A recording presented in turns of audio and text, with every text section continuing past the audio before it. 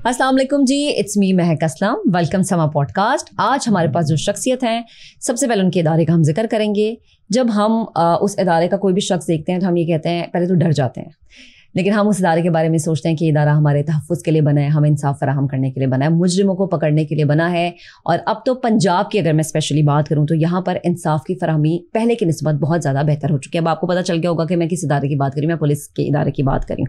अच्छा, इस इदारे के बारे में हमेशा ये समझा जाता है कि यहाँ पर मर्द जो हैं उनकी तादाद ज़्यादा है, मेल डोमिनेंस यहाँ पर ज़्यादा है, लेकिन अब ख़वातीन भी हमें इस इदारे से, और इतनी बाहिम्मत ख़वातीन अब हमें नज़र आना शुरू हो गई हैं कि शायद इन फ्यूचर अगर कभी अल्लाह ताला मुझे बेटी दी तो मैं ये सोचूं कि यार मैं भी अपनी बेटी को जो है वो डॉक्टर अनूश मसूद की तरह उसको बड़ा करूं और उसको उतनी ही हिम्मत दूं।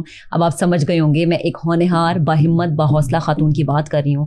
सिर्फ खातून, अगर डॉक्टर्स कहूँ मैं तो ये गलत हो जाएगा, क्योंकि वो एंकर भी रह चुकी हैं, बड़ी ज़बरदस्त पेंटिंग भी करती हैं और ऐसे ऐसे काम करती हैं जिनको देख के एक आम खातून जो है ना वो ये सोचे कि नहीं नहीं ये तो मैं नहीं कर सकती, यानी मुजरिमों से भी वास्ता पड़ता है, खून खराबा भी देख लेती है, इतनी हिम्मत है उनके अंदर। सो हमारे पास मौजूद है इस वक्त doctor Anoosh Masood, ex SSP investigation Lahore. अस्सलाम वालेकुम, कैसी हैं आप? वालेकुम सलाम, मैं fine, thank you so much for having me. अच्छा, मुझे ये बताएं कि अभी जैसे मैंने कहा कि आप डॉक्टर भी जो हैं, आपने मेडिकल पढ़ा, फिर एंकरिंग भी की है, फिर आपकी पेंटिंग बड़ी अच्छी है। सबसे पहले सवाल मैंने इसलिए किया क्योंकि ये चीज़ मुझे बड़ी इंस्पायर करी है कि एक साथ इतना कुछ खातून कर रही हैं। तो ये मतलब जर्नी आपकी शुरू हुई मेडिकल से और फिर आपने अपनी फील्ड एकदम से चेंज कर ली। क्या चीज़ थी जिसने आपको इंस्पायर किया कि मुझे नहीं डॉक्टर नहीं बनना, मुझे इस लाइन में आना है?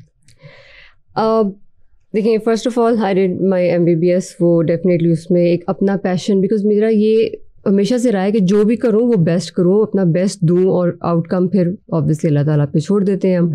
सो मेडिसिन करने के बाद साथ साथ मुझे स्पोर्ट्स का भी शौक़ रहा है, मैं पेंटिंग भी करती रही हूँ। और कभी कभी मैं कहती हूँ कि अगर मैं डॉक्टर नहीं होती, मैं पुलिस सर्विस में नहीं होती, तो मैं एक आर्टिस्ट होती। अच्छा, मतलब आप स्पोर्ट्स भी आपको पसंद? बिल्कुल, मुझे स्पोर्ट्स में बहुत, मैंने अपने कॉलेज को रिप्रेजेंट किया है नेशनल लेवल पर भी। आई वाज इन बैडमिंटन, मुझे टेनिस बहुत पसंद है, टेबल टेनिस बहुत पसंद है और मैं खेलती रही हूँ। मतलब स्पोर्ट्स में बहुत, बिकॉज मुझे घर में हमारी एक्टिविटी होती थी या पढ़ना है या फिर स्पोर्ट्स है और या खाना या सोना है, दैट्स इट। इसके अलावा कोई एक्टिविटी हमारी होती नहीं थी एज सच।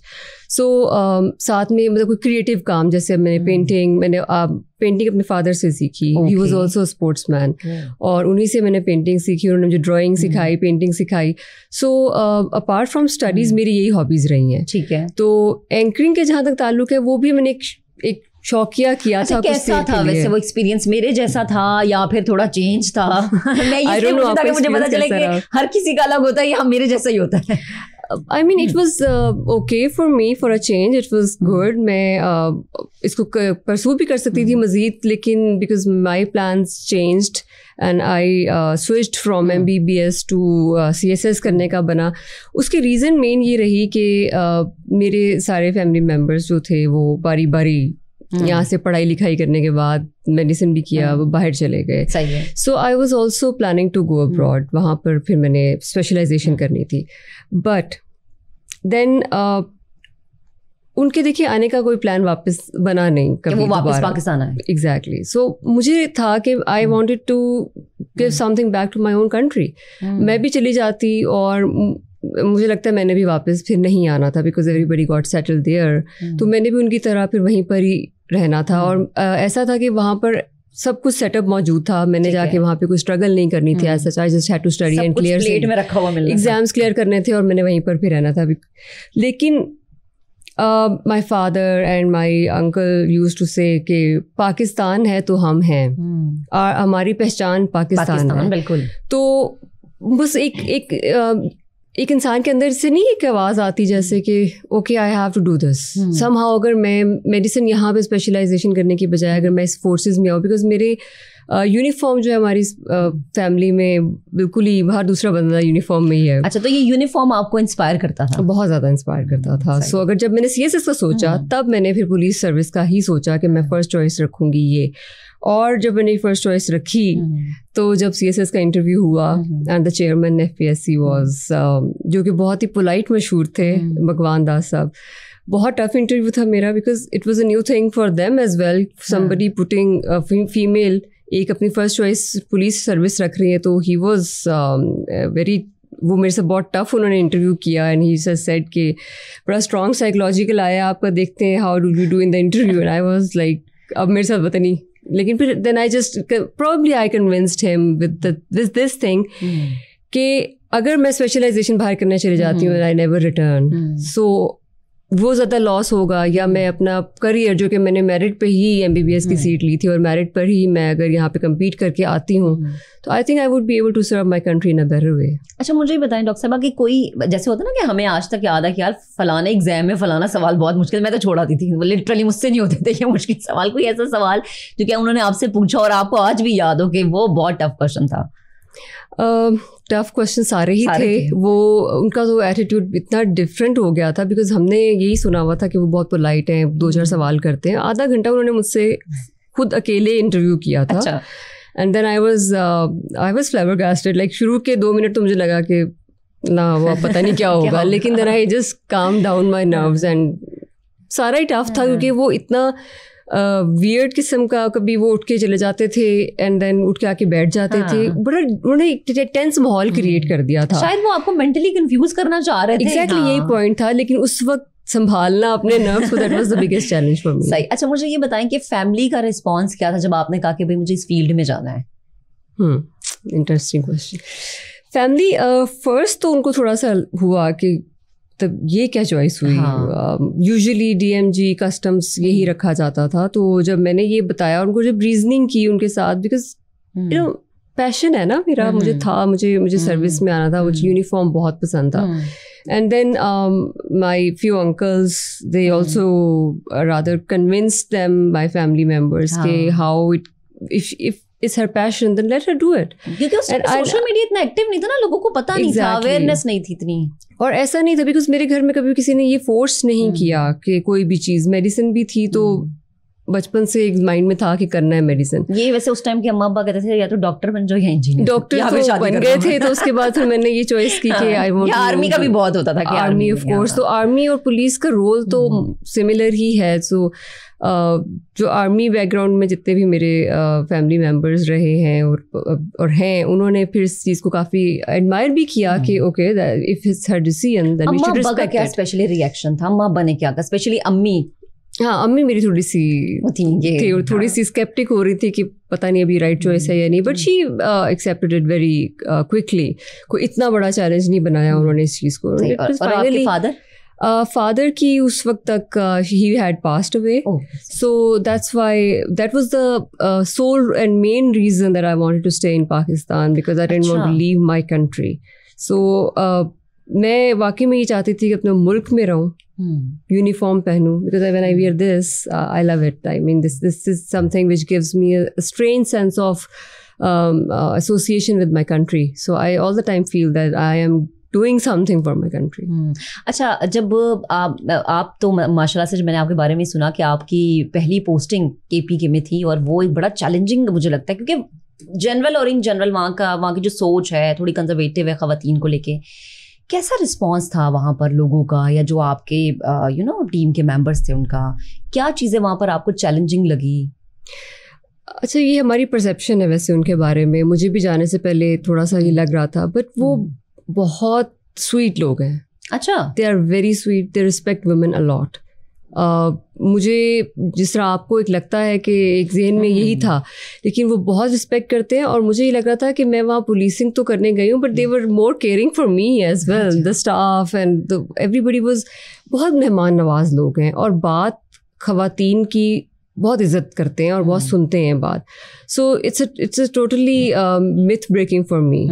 मेरे लिए तो ये बड़ा डिफरेंट, बहुत अच्छा एक्सपीरियंस रहा वहाँ का।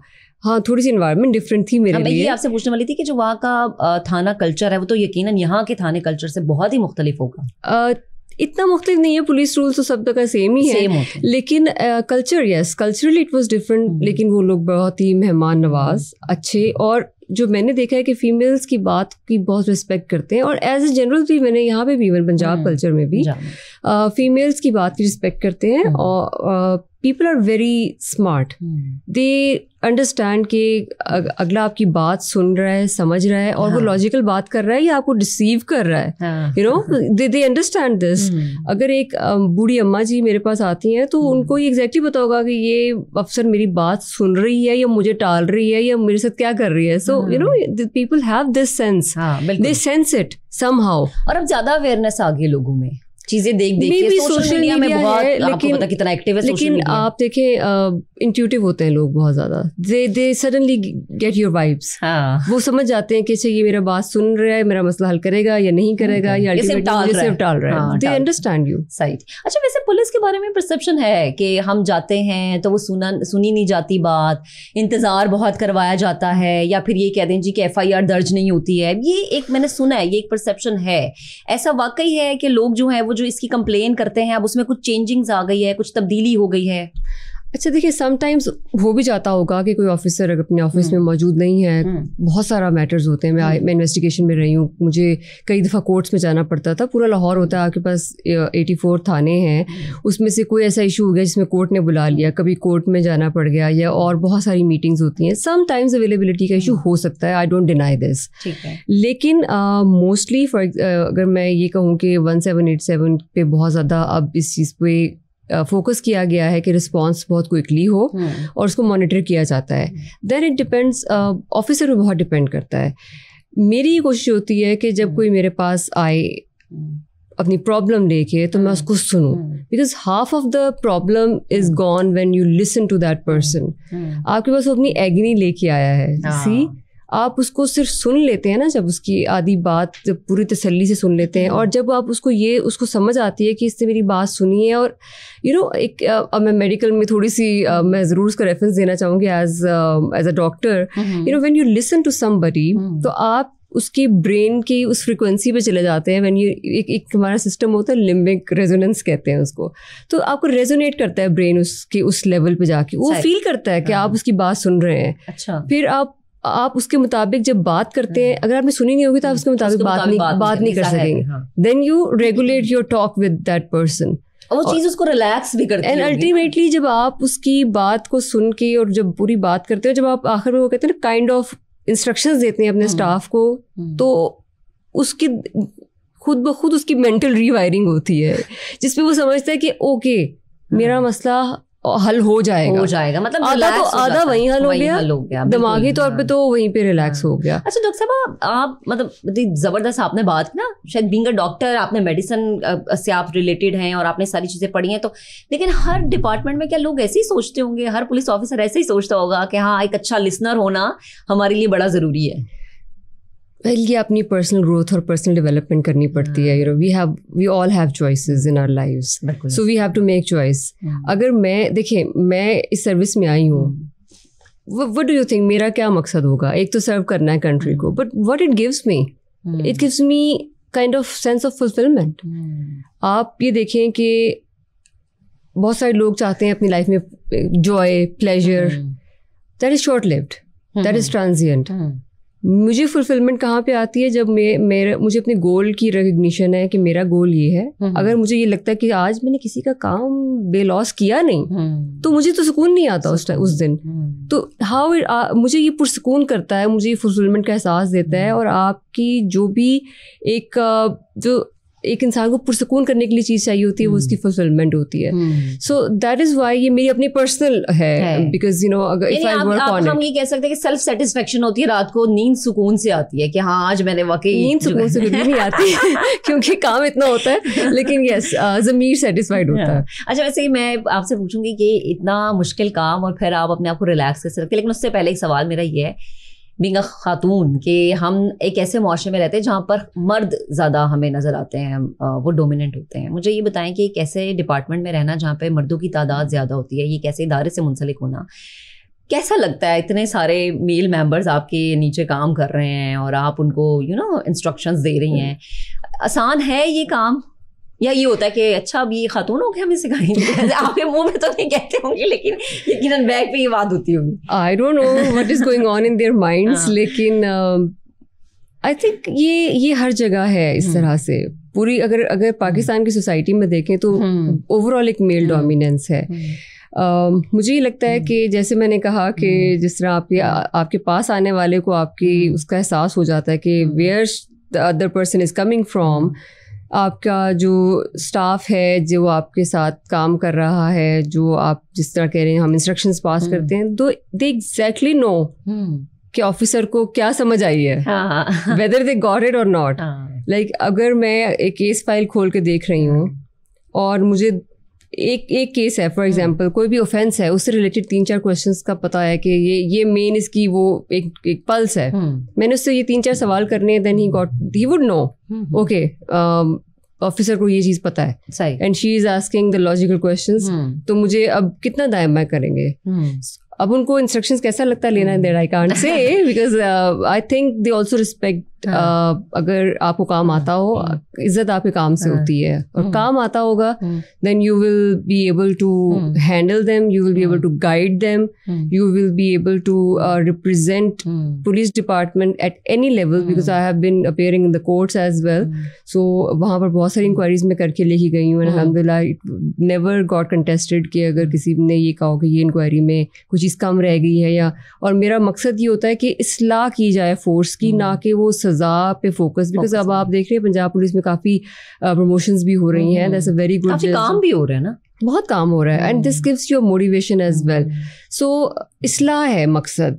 सज़ा भी अगर कहीं पर देनी पड़ती है तो वो इस्लाह के लिए है, कोई हम किसी से कोई पर्सनल नहीं, किसी के साथ बुरा ना करें, that's all I want.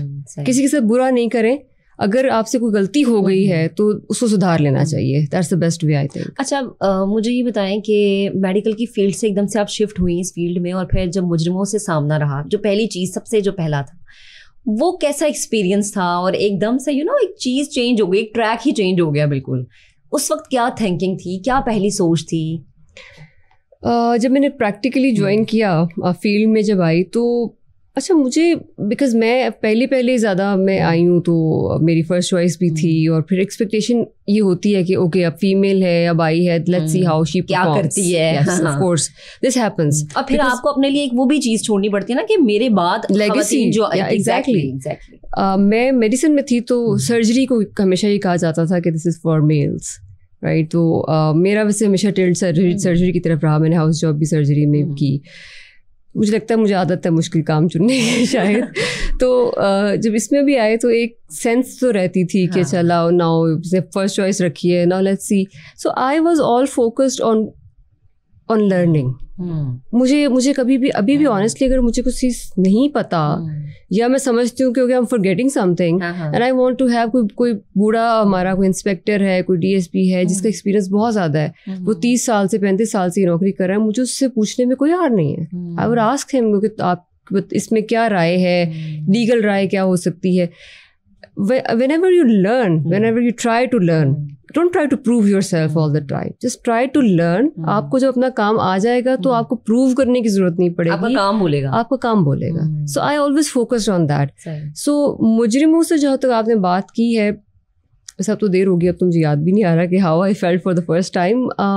Routine लगती है, मुझे याद ऐसा नहीं है कि रूटीन की चीज़ें लगने लगी थी शायद बहुत ही ज़्यादा। कुछ कोई अब जैसे हमारी फील्ड में मेरे साथ अक्सर ही होता है कि जी मैं कोई ऐसी खबर पढ़ लूँ जिसमें किसी की तदफीन हो रही है, या फिर कहीं पे जैसे अर्थक्वेक है या भी ज़लज़ले की या सैलाब की हम खबरें पढ़ते, तो हम ऑन एयर भी जो है ना बड़े सेंसिटिव से हो जाते हैं।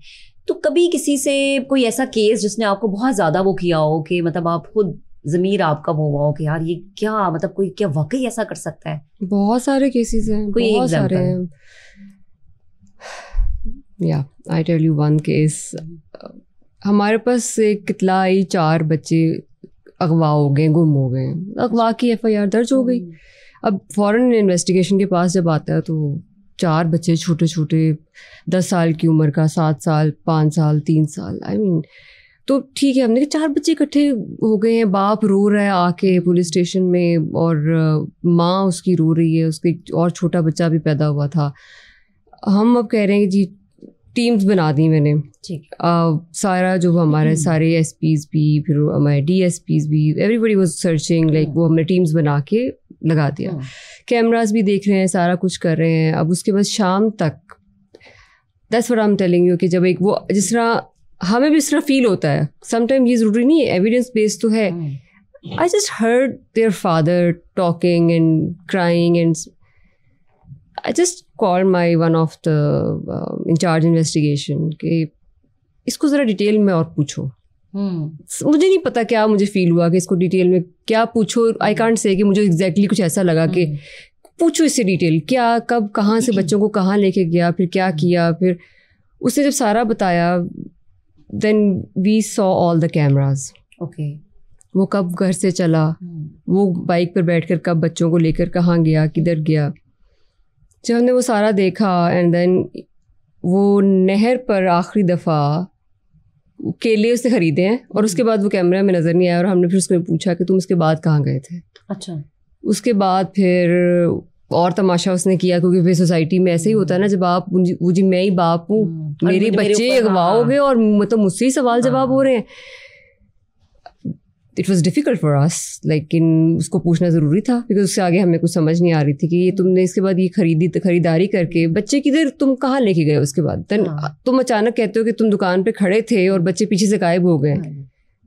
तो फिर जब पता चला कि जब उसको सही तरह पूछा कि भाई तुम्हारी बात समझ नहीं आ रही, हमें समझाओ कहाँ लेके गए, फिर उसने बताया कि वो बच्चों को नहर के ऊपर लेके गया। नहर पे वहाँ पर उन्होंने केले खाए बच्चों ने, और फिर उसने चारों बच्चों को नहर में धक्का दी थी। ओह गॉड, ये बाप ने किया? ये बाप ने, सगे बाप ने। एंड देन अब आप देख लें कि ये सोसाइटी का ये वाला जब चेहरा आप देखते हैं तो वजह क्या थी?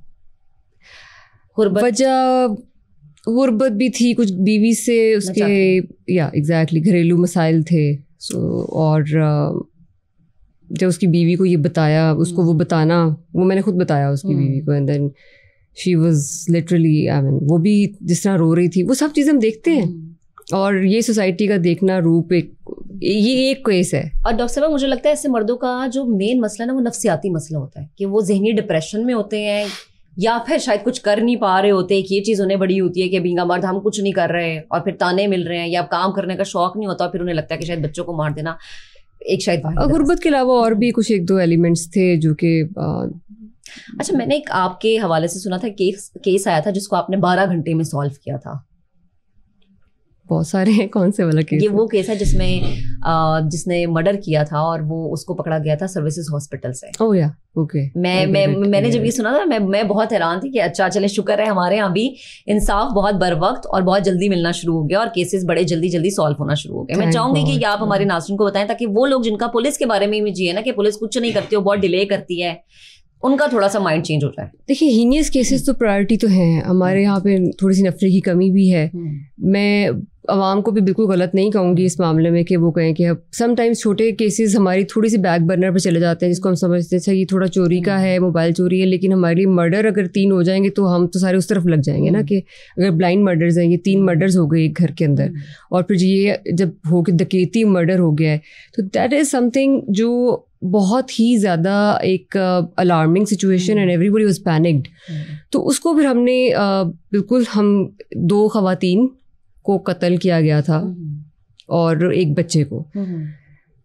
खबर मिलती है, हम वहाँ पहुँचते हैं। मैंने जब ये मौका देखा तो आई वाज लाइक कि ये डकैती नहीं लग नहीं रही थी।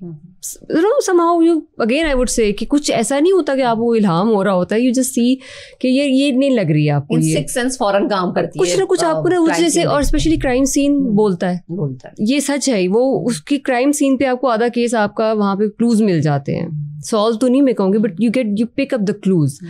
सो छुरी से मारा था, ठीक है, मेरी डकैती करने आएगा तो छुरी तो लेके नहीं आएगा कोई, ये पॉइंट आप देखते हैं। फिर जब आप देखते हैं ब्लड, अब ब्लड तो एक उस पे फ्लोर पे हो गया, ऊपर सीढ़ियों तक किसका ब्लड जा रहा है। देन आई वाज लाइक अच्छा ये तो जख्मी हुआ होगा खुद भी जिसने मारा है। वो हम ढूंढते जब ऊपर छत पे गए, और मैंने, जाहिर बात है वो उसका मतलब जख्मी बंदा था। अब ये देखना ज़रूरी था वो इतना ज़ख्मी था कि उसका ब्लीडिंग इतनी होती रही है। Then we search all the hospitals around. फिर एक हॉस्पिटल में से हमें सर्विसेज हॉस्पिटल में एक बंदा मिला कि जिसका अंगूठा कटा हुआ था और वो बहुत ज़ख्मी था, और रातों रात उसका हमने एड्रेस पता कराया, रातों रात उसको वहाँ से उसके घर पहुँचे, उसको पूछा, उसको ले आए, उसको पूछा कि ये क्या। पहले तो एज़ ऑलवेज जो नहीं बताते हैं, फिर उनको जब मज़ीद इंटेरोगेशन के बाद then he told yes he did it, और उसको कोई अपने दोस्त से इशू था और उसकी वाइफ से इशू था, और वो मुझे ये भी वहाँ अंदाज़ा हो गया था कि घर का जानने वाला है कोई. He knew the ins and outs of that house. So फिर उसने मान लिया. तो ये केस भी हमारा सॉल्व हुआ. और इसी तरह एक हमारे 5 मर्डर हो गए इकट्ठे एक ही घर के. एक ही घर में पता चला कि 5 मर्डर हो गए.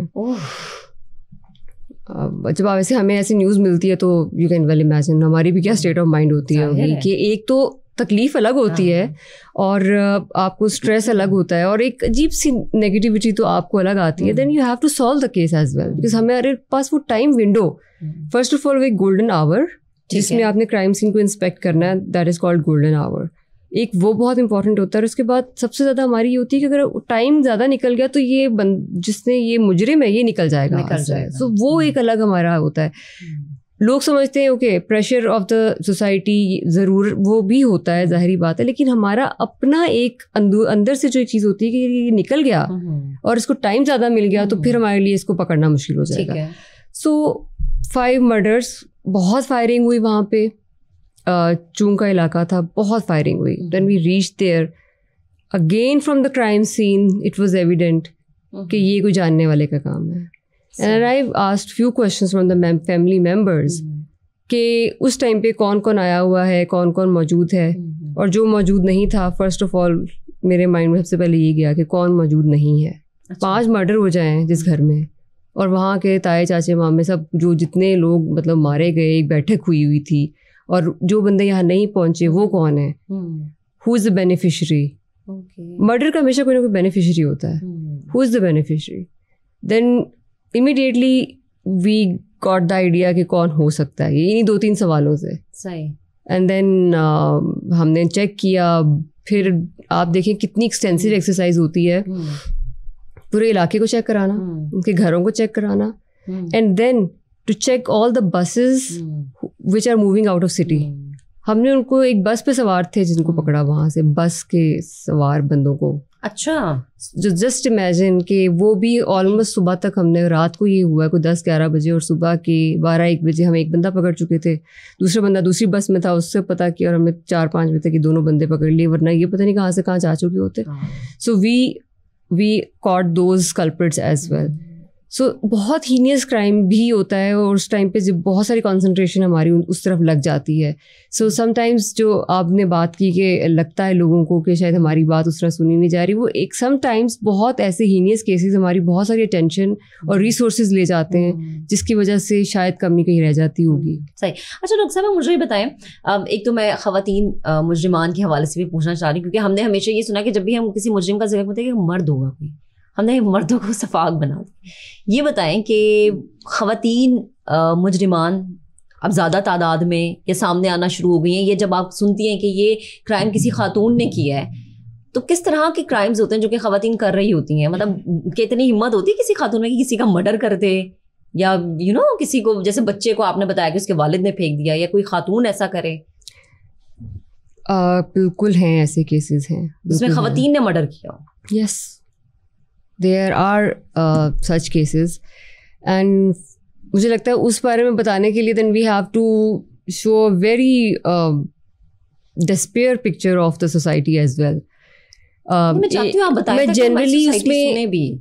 जनरली उसमें ऐसा है कि मैं कुछ ऐसे, एक तो I would just try to pick the words which should not be like, because कुछ समटाइम बच्चे भी देख रहे होते हैं, so we should be careful when we are talking about these things.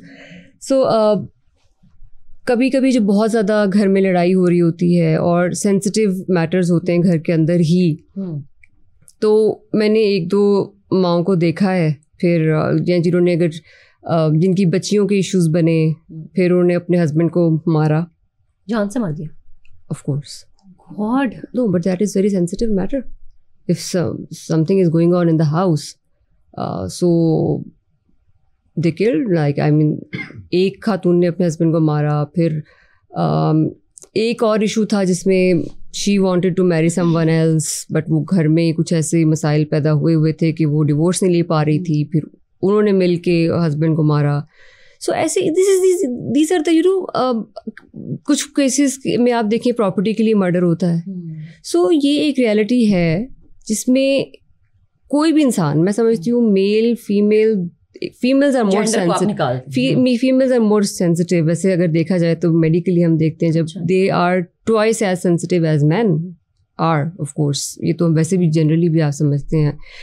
तो उस हद तक इंसान जब जाता है, लोग खुदकुशी भी करते हैं राइट, सो दूसरे को भी मारते हैं। वो उसका जो मेंटल ब्रेकडाउन होता है ना, उस जब पॉइंट तक इंसान जाता है तब वो ये एक्सट्रीम मेजर्स लेता है। और वो ऐसे कौन से हालात होंगे जो उसको इस हद तक लेके जाता होगा। जस्ट इमेजिन कि अगर घर में आपकी किसी की बेटी महफूज नहीं है तो वो माँ फिर अपने खावंद को मार देगी ना, जाहिर सी बात है। अगर वो नहीं संभाल पा रही चीज़ों को, किसी ऐसी स्टेज पे पहुंचेगी तो करेगी वही काम।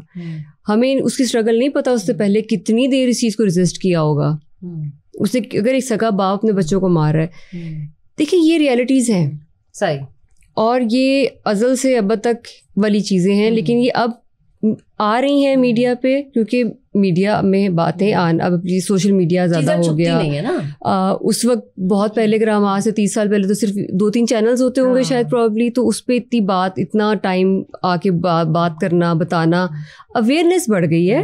लेकिन क्राइम ये शुरू से हुए हैं। अच्छा, अगर मैं जनवरी से लेके अभी तक, यानी अगस्त भी अपने इख्तिताम की तरफ है, क्या क्राइम रेशो अभी तक रिकॉर्ड की गई है पंजाब की? देखिए, जो खाली लाहौर की अगर मैं बात करूँ तो it was last year 4.25 lakh last year. Yes, okay, right.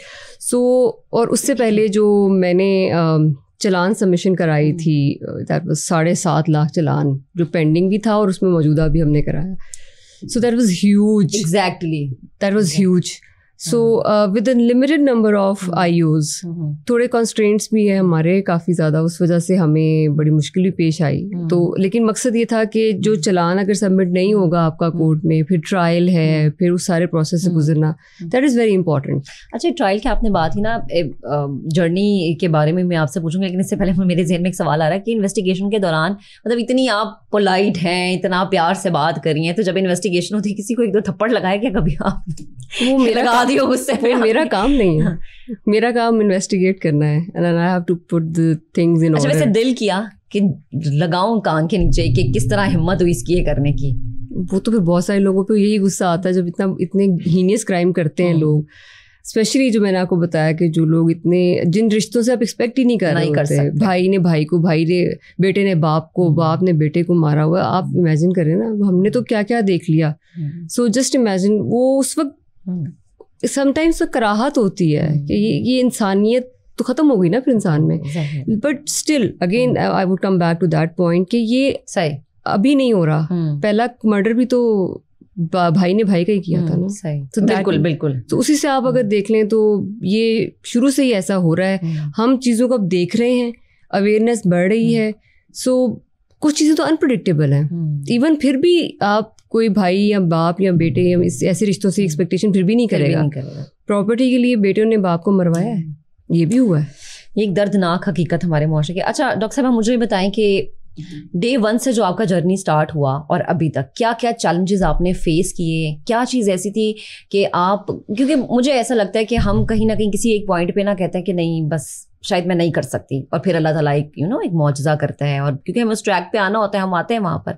तो क्या क्या चैलेंजेस आपने फेस किए? फर्स्ट ऑफ ऑल तो जो आपने कहा कि मेल डोमिनेटेड, ये चैलेंज रहा, ये बिल्कुल चैलेंज है, अभी भी है। देखिए, जो मेरा इसमें सबसे मेन जो आपने चैलेंज की बात की है, फिर उसको कोप करने का मैकेनिज्म ये था कि I just had to learn my work. If I am good at my work, तो देखिए, I would be very candid about this thing कि हर शोबे में वो चाहे मेल्स की भी आपस में लाइक पुलिंग तो होती है, राइट, सो वो अगर कहीं है, या उस पर हम कहें कि वो तो हर जगह चलता ही रहता है, हर डिपार्टमेंट में, हर शोबे में, एवरी वॉक ऑफ लाइफ। तो उसमें ये चैलेंज इस तरह से था कि I had to prove myself in a sense कि जब आई तो जी अभी फीमेल फर्स्ट चॉइस लेके आई है, तो देखते हैं क्या करती है। सो वो एक मुझे सबसे शुरू में था।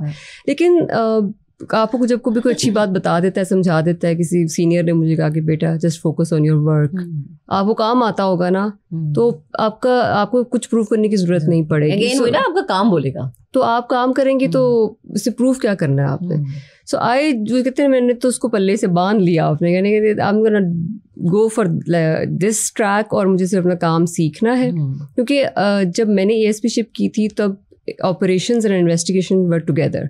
अभी सेपरेशन सेपरेट है, अभी सेपरेट है SDPO लेवल पे, तो उस वक्त ये दोनों इकट्ठे थे। मुझे ऑपरेशंस तो हम करते हैं, मैनेजमेंट सारा कुछ, लेकिन मुझे इन्वेस्टिगेशन सीखने का बहुत फिर शौक भी था साथ में। मैं इन्वेस्टिगेशन सुनती थी, ज़िमनी कैसे लिखी जाती है, कैसे आप बर्डन ऑफ प्रूफ कैसे करते, उसमें केस फाइल में एविडेंस कैसे लगाना है, किस सेक्शन की कौन से एविडेंस मौजूद होंगे तो आपका केस स्ट्रॉन्ग बनेगा। सो आई लर्नड ऑल दैट। सो ये एक चैलेंज रहा है मेनली। बस वर्क रिलेटेड तो फिर यही होता है डेफिनेटली कि आपको काम की तरफ फोकस रहे और आप सीखें, और फिर वो जो प्रूव करने वाला है ना, वो ये नहीं कि मैंने कुछ करके प्रूव करना है, वो अल्टीमेटली फिर इट कम्स आउट इटसेल्फ, वो इट रिफ्लेक्ट्स इटसेल्फ। सही। ASP से SSP ट्रेनिंग का पूरा माहौल जो था, और सारे अक्सर ऐसा होता है ना कि कहते हैं कि ख़वातीन की जब ट्रेनिंग होती है तो जब आप वो शूटिंग सिखा रहे होते हैं या बाकी चीज़ें सिखा रहे होते हैं तो कहते हैं यार ये खातून क्या कर लेंगी। मतलब मुझे याद है कि जब पहली दफ़ा मैंने शूटिंग सीखी थी, मैं एक रिकॉर्डिंग पे थी और मैंने सीखी, तो मैंने तो वो आवाज़ें सुन के मैंने कहा नहीं भाई इसको आप दूर ही करते। तो वो कैसा एक्सपीरियंस था आपका और उसमें क्या क्या चैलेंजेस थे? ये मुझे तो बहुत मज़ेदार लगा वो, क्योंकि मैंने तो विन किया था कंपटीशन। ओके, मतलब सब पीछे थे, मर्द ख़वातीन सब पीछे। हाँ, ऑफ कोर्स। तो उसमें ये था कि बल्कि बड़ा हमने उसमें ये फ़न किया था कि कुछ लोगों का ये ख्याल था कि मेरे एक दो batchmates on a lighter note के वो पहले शूटिंग करते रहे हैं, बहुत एक्सपर्ट थे। तो फिर बाद में हमने बड़ा मजाक भी किया इस बात पे कि अब आप ही कहाँ गई expertise. So it's all about your focus and जब आप सोच लेते हैं कुछ करना है तो आई थिंक कोशिश करें तो हो जाता है। That has been all along with me. सही। अच्छा, क्या प्रोटोकॉल्स होते हैं, क्या क्या चीज़ें जो होती हैं वो आपको माइंड में रखनी चाहिए रिगार्डिंग जब आप ट्रेनिंग कर रहे होते हैं? पुलिस की ट्रेनिंग हमारी होती है इस्लामाबाद में। सो उसमें फोकस एक तो लॉ पढ़ें अच्छी तरह ज़रूरी है, लेकिन जो ओरिजिनल से ट्रेनिंग होती है ना वो फील्ड में होती है। मैं आपको अगर टू बी ऑनेस्ट बताऊं तो उसमें तो एक एकेडमिक्स है हमारा, लेकिन जो कि रियल ट्रेनिंग है, जो तजर्बा होता है वो आपको आता है फील्ड में। यानी जब आप इम्प्लीमेंट कर रहे होते हैं, जब आप उस जगह बैठते हैं और जब आपके पास वो चीज़ें आती हैं किताबों में और ओरिजिनल के अंदर जब आप उसको एग्जीक्यूट करते हैं, वो बहुत फ़र्क होता है। लाइक फॉर एग्जाम्पल सर्जरी आप पढ़ रहे हैं, लेकिन जब स्कैल्पल पकड़ेंगे ना तब आपका हाथ कांपेगा। दैट वुड टेल कि आप स्टिच कैसा लगाएंगे और आपने कट कैसा लगाना है। सो वो एक प्रैक्टिकली जब मैंने ये ज्वाइन किया तो वो जो किताबी नॉलेज था वो काम आया, लेकिन प्रैक्टिकली इम्प्लीमेंट करना वाज टोटली डिफरेंट। सही। अच्छा डॉक्टर साहब, प्रोटोकॉल की मैंने बात की, एक वो प्रोटोकॉल होता है जिस पे क्रिटिसाइज होता है कि जी ये इनको प्रोटोकॉल दिया जा रहा है कि जी आप गाड़ी से उतर रहे हैं और गाड़ी का दरवाज़ा खोला जा रहा है। एक वीडियो भी थी ऐसे। लेकिन मुझे ये लगता है चूँकि हमारे तो दीन में है, हमें सिखाया जाता है कि ख़वातीन की इज्जत करना, और वो मर्द जो है मुझे तो मतलब अच्छे लगते हैं कि वो मर्द जो कि आप अपने घर की या जिनके साथ आप काम कर रहे होते हैं उनकी रिस्पेक्ट करते हैं कि वो उतरें या दरवाज़ा खोलें। लेकिन इस चीज़ को क्रिटिसाइज़ किया गया, नेगेटिव कमेंट्स हमने इस पे देखे। ये तो अक्सर ऐसी वीडियोस आती रहती हैं, लोगों की भी मैंने देखी हैं, लेकिन you know what, it's all about जैसे आपने खुद बात की, हमारा तो इस्लाम भी इस चीज़ को कहता है कि इज्जत दें। अच्छा, एक प्रोटोकॉल हमारा ना एक गलत, आई थिंक उसको हम टर्म गलत देते हैं। क्या फॉर एग्जांपल आप भी एक शहरी हैं, क्या आप उस क्राइम से डील कर रहे हैं जिससे मैं कर रही हूँ? नहीं, जाहिर है। क्या आप उन लोगों से डील कर रहे हैं जिससे मैं कर रही हूँ? क्या जिनसे पुलिस जिन लोगों से डील कर रही है, क्या वो आम शहरी डील कर रहा है? क्या उस ऑफिसर की ज़िंदगी नहीं है? क्या उस ऑफिसर की फैमिली नहीं है? उनको अपने लिए एहतियाती एक अगर कोई ऐसा जिसको हम प्रोटोकॉल कहते हैं, क्या उनको एहतियात अपनी ज़िंदगी में नहीं करनी चाहिए जब किसी की जान को ख़तरा होता है या कुछ ऐसे मसाइल होते हैं? तो ये एक आई थिंक एक सेट SOPs कहना चाहिए इसको होती हैं, जिसमें you need to be careful. इसको प्रोटोकॉल का नाम दे के हमें एक नेगेटिविटी नहीं फैलानी चाहिए फर्स्ट ऑफ ऑल, और एक जो रैंक वाइज और जिस तरह भी एक जो SOPs हैं उनको फॉलो किया जाता है और उनको फॉलो करना भी चाहिए। हर एक को एहतियात करनी चाहिए। इसी तरह जब मैं एक दो दफ़ा ऐसे भी देखा है कि जब नसीहत की जाती है ना किसी को, वो अच्छी नहीं लगती है। अभी इसी से बात आगे मैं चलाऊंगी। तो जिस तरह मैं हमेशा कहती हूँ कि बच्चों को अनअटेंडेड ना छोड़ें। ठीक है। आई would come towards at that thing, क्योंकि ये मैं अक्सर एडवाइस अपने किसी ना किसी जगह किसी फोरम पे करती हूँ कि किड्स को अनअटेंडेड मत भेजें। सही। अब वो कहेंगे, अब इसमें क्या होता है कि कहेंगे जी क्या बच्चे अब सेफ भी नहीं है। बच्चे माँ बाप के बगैर कैसे सेफ हैं? बिल्कुल ऐसे। एक छोटा बच्चा है, उसके साथ माँ या बाप को होना चाहिए, उसको होना चाहिए। उसको उनको अनअटेंडेड छोड़ के आप खुद भी रिस्क ले रहे हैं, बच्चे को भी रिस्क पे छोड़ रहे हैं। तो फर्स्ट ऑफ ऑल बच्चों को अनअटेंडेड बिल्कुल नहीं छोड़ना चाहिए, उनको एट देयर ओन नहीं छोड़ना चाहिए। मैंने अक्सर देखा है कि बच्चों को जी वो चीज़ लेने दुकान पे अकेले भेज देते हैं। माँ बाप के बगैर बच्चा अकेला बाहर नहीं जाना चाहिए। दिस इज छोटे बच्चे जिनको समझ नहीं है, जिनको समझ ही नहीं है। वो आप ये देखिए, एक टॉफी एक अजनबी उसको पकड़ाता है, वो साथ ले जाता है, उसको तो पता ही नहीं बच्चे को, ये बच्चे का कसूर तो है ही नहीं है। बच्चे का तो कसूर, आप उसको एजुकेट भी नहीं कर सकते, वो तो इस एज में भी नहीं है कि आप उसको एजुकेट करें। You can't even educate those children. इतने हमने रिकवर किए, इतने बच्चे गुम हुए इस तरीके से, और बड़े मिसहैप्स भी हुए। So we need to be very careful. हम जिन चीज़ों को टैबू बना देते हैं और सिर्फ क्रिटिसिज्म, सिर्फ negativity, why can't we be positive about those things? हम अगर इस चीज़ को पॉजिटिवली ले लें कि हमने बच्चे को अकेले, अपने छोटे बच्चे को अकेले नहीं छोड़ना कहीं पर भी। सही। हमने घरों में ऐसे केसेस देखे, तो अब वो कहाँ जाएंगे बेचारे बच्चे? सही। So we need to be positivity के साथ केयर बहुत ज़रूरी है, एहतियात बहुत ज़रूरी है। अच्छा डॉक्टर साहब, बीइंग अ मदर मैं आपसे ये पूछना चाह रही हूँ, लाइफ थ्रेटनिंग सिचुएशन कभी आपने देखी हो और आपको थोड़ा मतलब मुझे ये होता है कि मैं कभी कभी काम पे होती हूँ और अब अक्सर मेरे बेटे की कॉल आती है, या वो बीमार हो या कुछ भी ऐसा, या कभी मेरे ऊपर ऐसी कोई सिचुएशन होती है, तो मेरे लिए होता है कि यार सब कुछ साइड पे और मेरा बेटा मेरे लिए सबसे पहले। तो मैं इस वजह से ये आपसे पूछना चाह रही हूँ। ये बहुत सेंसिटिव क्वेश्चन किया आपने। To be honest, I have seen situations, मैंने बॉम्ब ब्लास्ट भी देखे हैं। I was ASP at that time when I saw these casualties. इतना करीब से देखा है इस चीज़ को। बट आई वुड अगेन से my country is first for me. Family बाद में, मुल्क सबसे पहले है। मैं इससे ज़्यादा कुछ नहीं कहना चाहती। बच्चे का चेहरा या फैमिली का चेहरा, don't make it so emotional please. I would just say if I have worn this uniform, so मेरी कंट्री का फर्स्ट हक है मेरे पे। सबसे बड़ी इनसिक्योरिटी क्या है जिंदगी में?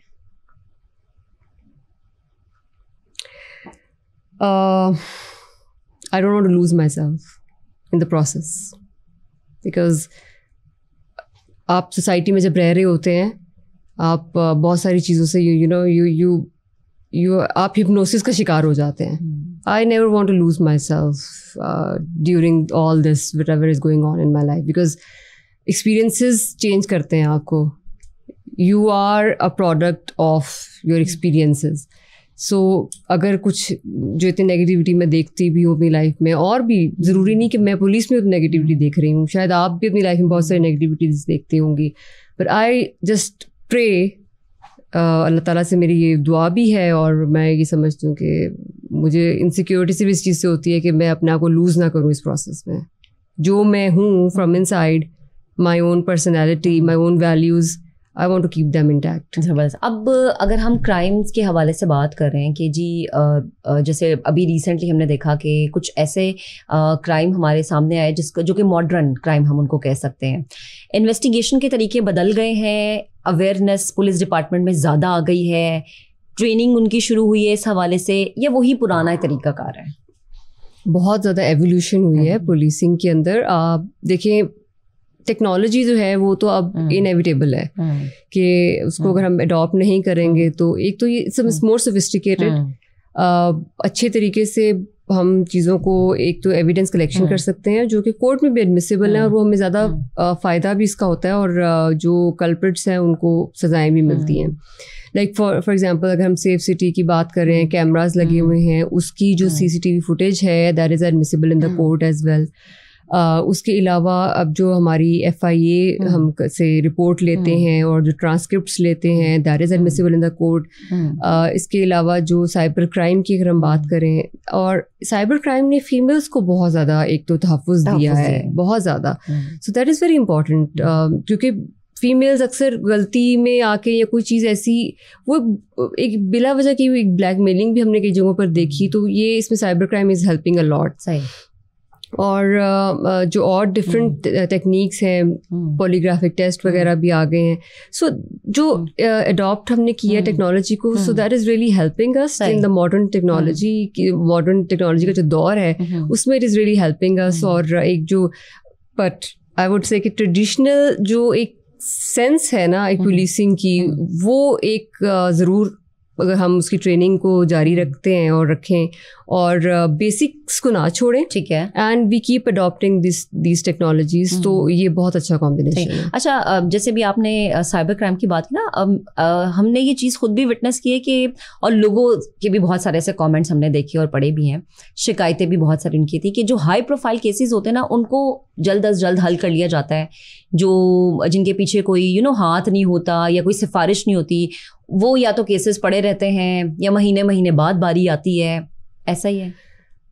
मुझे लगता है कि वो शायद जो हाई प्रोफाइल होते हैं वो चूँकि उनकी हाइप बनी होती है तो वो लोगों को पता भी जल्दी चल जाते हैं, और मे बी वही बात है, ग्रेविटी ज़्यादा होती है जिसकी वजह से इस तरह होता है. लेकिन एक रूटीन में जो केसेस चल रहे हैं वो एक सीक्वेंस में चल रहे होते हैं, वो उनकी बारी आती है, और ऐसा नहीं होता कि वो हमेशा की तरह लटके रहे, फाइलों में दबे रहे, ऐसा नहीं होता. अच्छा, आप अपने फ्री टाइम में क्या करती हैं?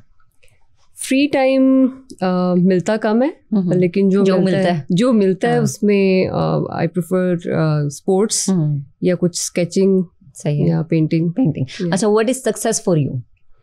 For me success is something जो मेरे नज़दीक है, वो ये है कि you should have the realization of your goals, okay, and then you should be compassionate. ठीक है.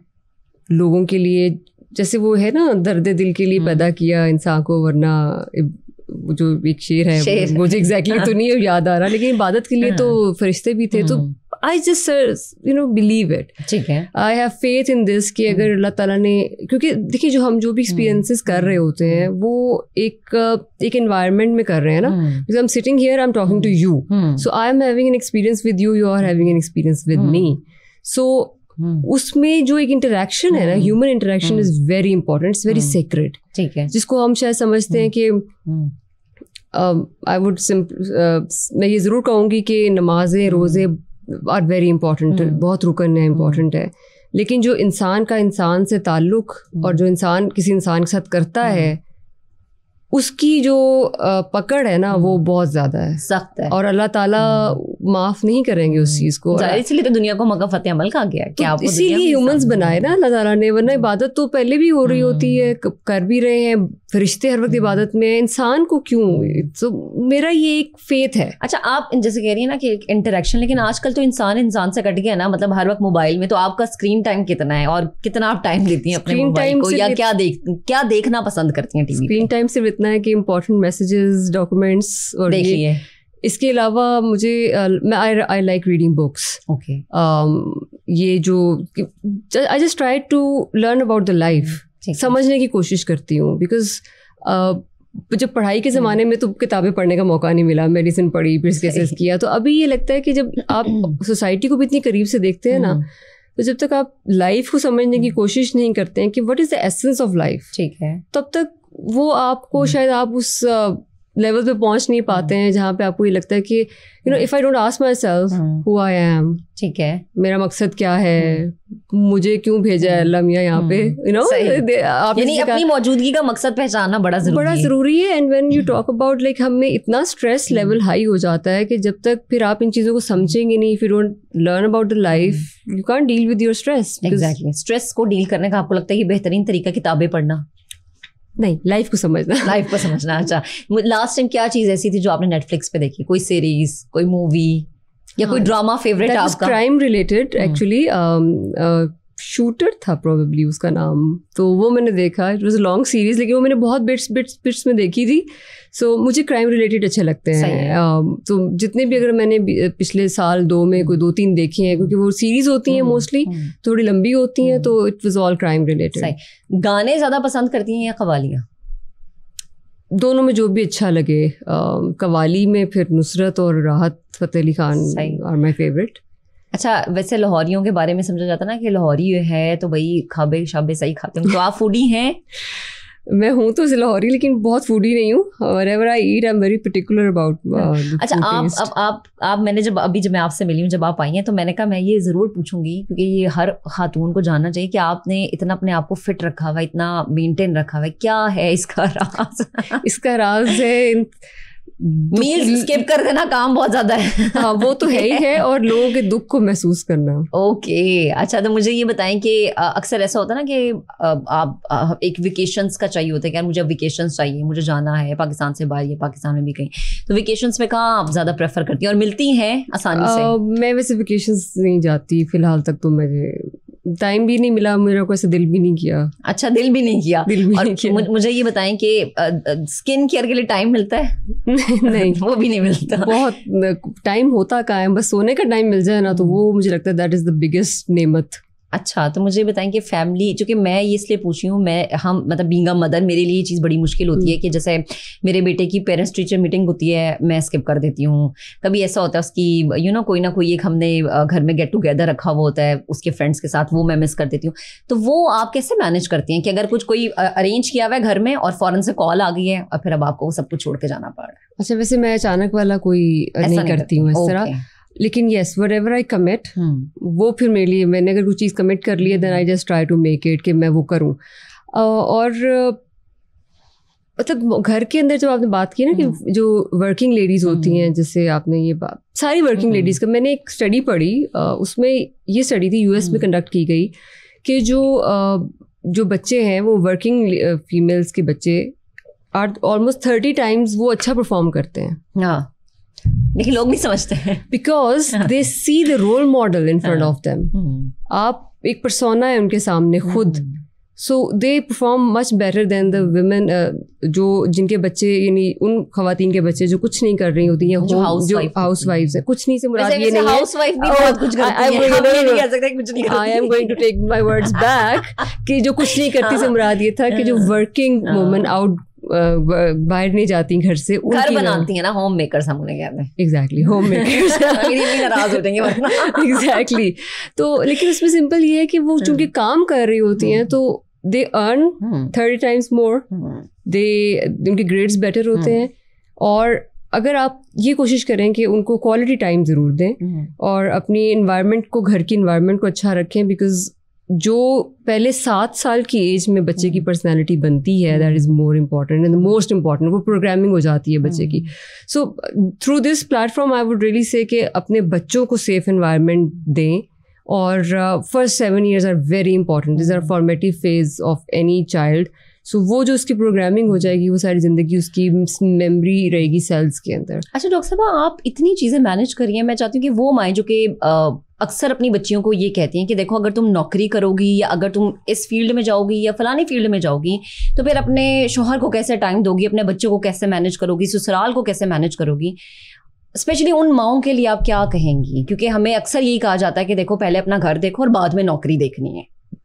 मैं तो देखें ये समझती हूँ कि जो पेरेंट्स होते हैं वही आपकी लाइफ को मोल्ड करते हैं. और आप अगर खुद अच्छी एग्जांपल पहले तो बन के दिखाएं. सारे पेरेंट्स मैं समझती हूँ कि वो खुद रोल मॉडल होते हैं सारे बच्चों के लिए. बचपन से उन्होंने जो देखा होता है वही वो आगे एग्जिबिट करते हैं, वही सेम एक्सपीरियंसेस. लेकिन इसमें अब मैंने वैसे बहुत चेंज देखा है लोगों के अंदर, पेरेंट्स के अंदर, मेल्स फीमेल्स, लाइक फादर्स, जो कि मुझे लगता है पहले फादर्स ज़्यादा इस बारे में होते थे, स्केप्टिक होते थे कि बच्ची घर से बाहर जाए, काम करे, कैसे होगा. Now I am seeing fathers coming to me, ये मैं अगर अपना पर्सनल एक्सपीरियंस बताऊँ, अपनी बेटियों को मिलवाने लाते हैं. They want to motivate them, they want to see them growing, they want to see them do something in their lives. उनके माइंड में ऐसा कुछ नहीं है कि ये इसने अगर सिर्फ शादी करके हमने इसको, मैं तो बहुत चेंज देख रही हूँ सोसाइटी के अंदर. और माएँ भी साथ, मतलब दोनों पेरेंट्स भी आते हैं.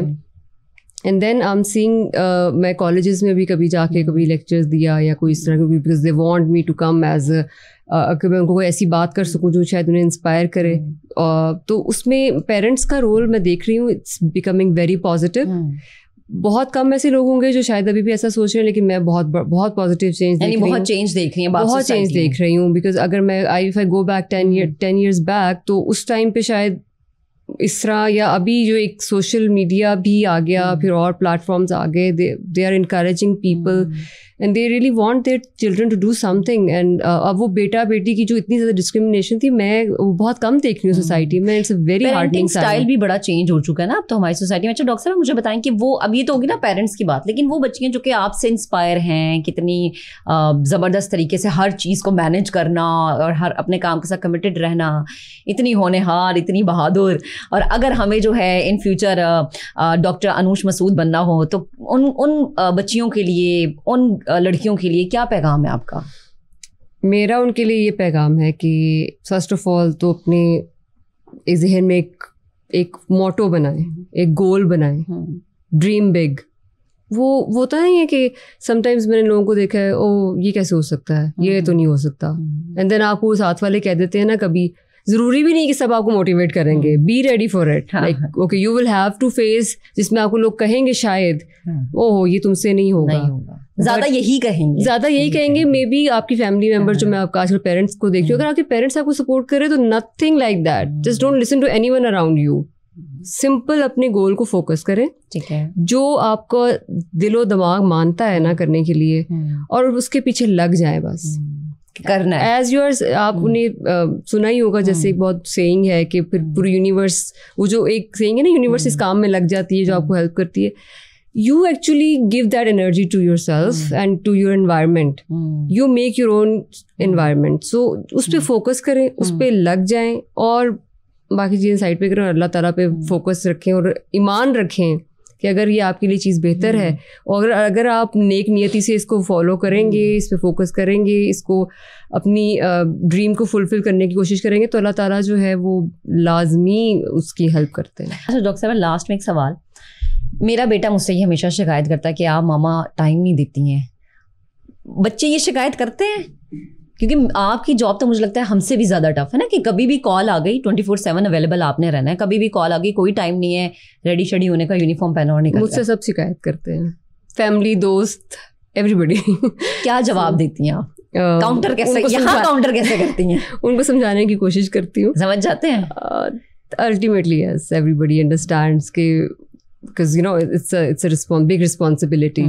So they understand you ultimately. And again वही बात है कि आपके फैमिली फ्रेंड्स होते वही हैं जो समझ जाए। नहीं मतलब वो ये समझते हैं कि कंट्री सबसे पहले, पाकिस्तान मुल्क, हमारी शान, हमारी पहचान सबसे पहले समझते हैं। Everybody knows it, and जब इंसान को खुद पता होता है तो फिर you try to make other people understand as well, because duty comes first, Pakistan सबसे पहले। सही है, चलें। तो जनाब हमारे साथ मौजूद थी डॉक्टर अनूश मसूद, ऐसी इंस्पायरिंग लेडी हैं जिन्होंने पाकिस्तान की बहुत सी खवातीन और स्पेशली जो हमारी यंग जनरेशन है उनको ये पैगाम दिया है कि आपके पास अगर कोई गोल है और आपके अंदर अचीव करने की हिम्मत है तो आप वो कर सकते हैं। और पुलिस जैसा एक इदारा जिससे शायद हम सब घबराते थे, अब आप वहाँ पर भी आके उस कुर्सी पे बैठ सकते हैं कि आपके इर्द गिर्द बहुत सारे मेल ऐसे मौजूद होंगे जिनको आप बता सकते हैं कि ऐसे नहीं ऐसे करना है। तो जनाब इसी तरह की इंस्पायरिंग स्टोरीज जानने के लिए, देखने के लिए देखते रहिए समा पॉडकास्ट। आज के इस पॉडकास्ट से मुझे इजाज़त दीजिए, अपना बहुत सा ख्याल रखिएगा, अल्लाह हाफ़िज़।